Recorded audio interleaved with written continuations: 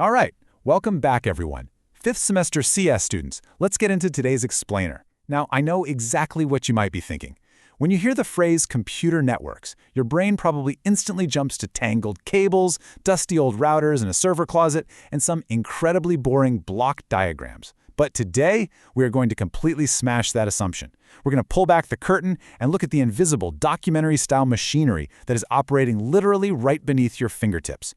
Every single day, you use these networks dozens, maybe hundreds of times without ever actually noticing the massive global infrastructure required to make it all happen. So, let's just dive right in. Seriously, think about it. You type in a website name, you smash that enter key. Whether you're opening Instagram to doom scroll, streaming a 4K video on YouTube, hopping on a Zoom call, or jumping into an intense online game, what exactly happens in those next few milliseconds? You've probably never really had a reason to notice what goes on underneath that incredibly simple click. But I promise you, there is a massive, completely silent process working at literal light speed to deliver that content directly to your screen. Let's visually follow the journey here. Picture a single glowing data packet leaving your device. That one simple click sets off an absolute chain reaction. The packet leaves your phone or your laptop, blasts through the airwaves of your local Wi-Fi or mobile network, hits your local internet service provider, shoots across the global internet backbone, and lands straight inside a massive cloud data center somewhere halfway across the world. And then, it has to make that exact same journey all the way back to you, just to load a web page. That single click involves a dizzying array of IP addresses, routers, switches, and physical cables. It's wild. Now, zooming out for a second, the scale of what we're actually dealing with here is hard to wrap your head around. The internet is not just one giant network owned by a single massive tech corporation. It is quite literally a network of networks. We're talking about millions of independently run networks. Different companies, different countries, entirely different governments, and they all just somehow agree to interconnect.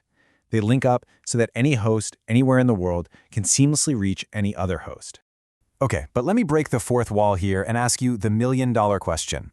How in the world do all these completely different networks, routers, and devices actually understand each other? I mean, they can't just fire random bits of data into the void and hope for the best, right? Without some kind of shared language, devices from different vendors would just be screaming digital noise at one another. Well, it all comes down to protocols, and it's actually a lot like human interaction. Think about a human protocol. You walk up to a friend, you say hi, they reply, hi, then you ask, hey, what time is it? And they say, it's 2 o'clock. Boom, protocol complete. A computer protocol does the exact same thing, just with strict, non-negotiable networking rules like HTTP, TCP, and IP. These protocols rigorously define exactly what messages are sent, the precise order they have to be sent in, and what the required response is. Your computer can't simply make up its own language. Every single exchange across the globe follows these agreed-upon rules. Which naturally leads us to a pretty massive question. If the internet is this incredibly complicated, globally distributed system, how can we possibly build it, let alone understand it, without getting hopelessly lost in the weeds? Well, think about air travel. When you go to the airport, the system is cleanly separated into ticketing, baggage check, gate boarding, runway operations, and the actual flying. You don't need the baggage handlers to know how to fly a Boeing 747, right? In networking, we do the exact same thing to stay sane. We use a concept called layering. And this layering concept perfectly illustrates the top-down approach we're taking in this course. This right here is the 5-layer internet protocol stack. We start at the very top with the application layer. This is the stuff your web browser actually cares about, like HTTP and DNS. Right below that, we have the transport layer, which is responsible for moving data from process to process. Then we hit the network layer, which handles the complex routing of the packets across the globe. Next up is the link layer, transferring data between neighboring devices. And finally, sitting at the very bottom is the physical layer. This is the actual, literal bits traveling as electrical pulses through copper wires, pulses of light and fiber optics, or radio waves through the air. Each layer provides a specialized service to the layer directly above it and uses the services of the layer below it. It creates perfect, beautiful modularity. Now, you're definitely going to hear people talk about the 7-layer OSI model in your tech careers, so we're just showing it here for context. The OSI model throws in a presentation layer and a session layer, but the 5-layer internet stack that we just looked at keeps things much more streamlined by just grouping those extra session and presentation duties directly into the application layer. You really don't need to stress about blindly memorizing both models. Just understand why they exist in the first place, which is to organize a wildly complex system into modular, understandable pieces. All right, let's get a little more physical with this data for a second. Let me challenge you on something. If you send a super long WhatsApp message to a friend, does the internet just take that entire message and send it as one giant, continuous object across the wires? Think about it. No way. It breaks it all down through an amazing process called encapsulation. It is exactly like those Russian matryoshka stacking dolls. Your application creates a message. As that message moves down into the transport layer, a header is wrapped around it and it magically becomes a segment. At the network layer, another header gets slapped on, creating a datagram. Down at the link layer, it gets wrapped yet again into a frame. And finally, it gets translated into raw bits. So our little glowing data packet gets continuously wrapped with new instructional headers as it descends through each layer. This gives the network all the specific instructions it needs to move it to the next hop. So let's shift our focus specifically to that network layer for a minute. If I take this newly wrapped packet and I hurl it across the world, how on earth does the network actually know where it's supposed to end up? How do these routers navigate your one specific packet to its ultimate destination amidst billions of other active devices? The answer, as you might have guessed, is an IP address. Historically, devices used IPv4 addresses. You've seen these. They look like the familiar 192.168.1.10 format. And back in the day, these were grouped into structural classes based on their first octet. So we had Class A for the absolutely massive networks, Class B for the medium ones, Class C for the small networks, plus Class D and E for multicast and experimental stuff. Now don't worry, you are going to dive really deep into modern subnetting in a later lecture, but for now just know that this structured categorization was built to help route traffic swiftly and efficiently. But guys, here is the massive elephant in the room. If the internet just keeps growing, connecting billions of laptops, phones, smart TVs, and literally every IoT device under the sun, what happens to those IPv4 addresses? Take a wild guess. Yeah, we totally ran out of them. The 32-bit space of IPv4 only held about 4.3 billion unique addresses. In internet scale, that is nothing. The world simply ran out of fresh IP addresses to hand out. And that is exactly why we had to introduce IPv6. IPv6 is a massive 128-bit hexadecimal solution that is practically inexhaustible. I mean, we're talking about enough addresses for every grain of sand on Earth. It ensures that our incredibly fast-growing network of networks is never going to run out of space to assign destinations anytime soon. But let's be real for a second. Humans are notoriously terrible at remembering numbers. Let me ask you, when you want to search for something and you type google.com, do you actually sit there and try to remember Google's 128-bit hexadecimal IPv6 address? Or even its old IPv4 address? Of course you don't. That would be absolutely ridiculous. It's completely impossible for us to memorize random strings of numerical IP addresses for every single website we visit.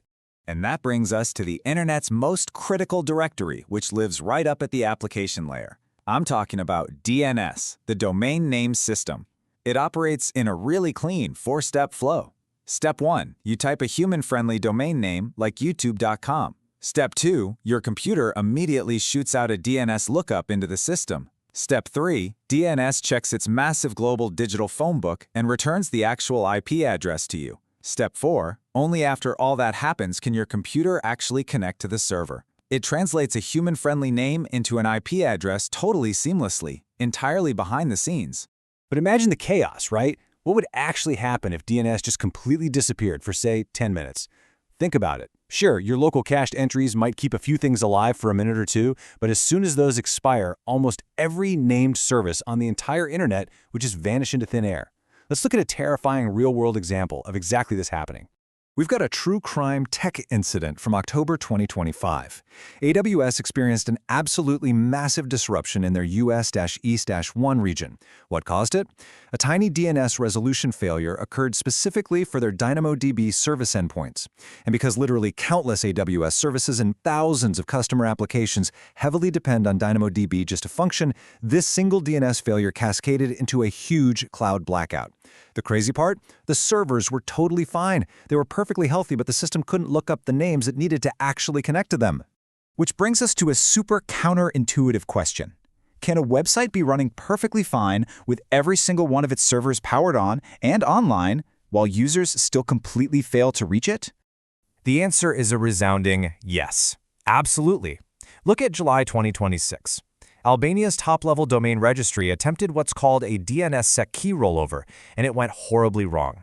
It ended up producing cryptographic signatures that simply couldn't be validated.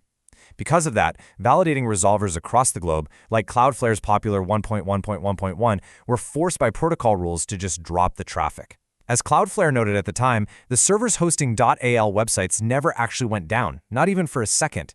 The domains became unreachable purely because of a failure in the DNS trust chain.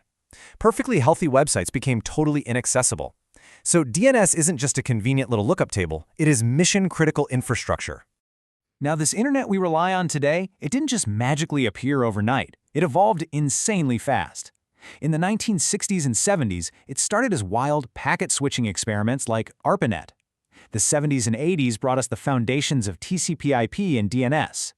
The 90s commercialized the web with HTML and HTTP. The 2000s gave us high-speed broadband, and from 2005 onward, we completely entered the absolute era of hyperscale cloud networks that are powering all those glowing data packets today. All right, let's lock this in. I want to give you 5 massive takeaways to remember from today's explainer. Number 1, the internet is a literal network of networks. Number 2, protocols are the strict, non-negotiable rules governing all that communication. Number 3, layers add the modularity we need to make this whole complex system actually understandable. Number 4, IP addresses identify exactly where your data is going. And number 5, DNS translates human-friendly names into those network addresses, and as we've clearly seen, when DNS breaks, the internet breaks.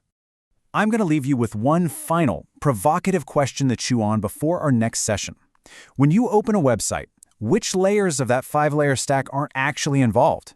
Really think about the entire journey of that single click we traced today. Next time, we're going to dive even deeper into the network edge and see exactly how that data takes its very first physical step. Keep exploring, stay curious, and I will see you all in the next explainer.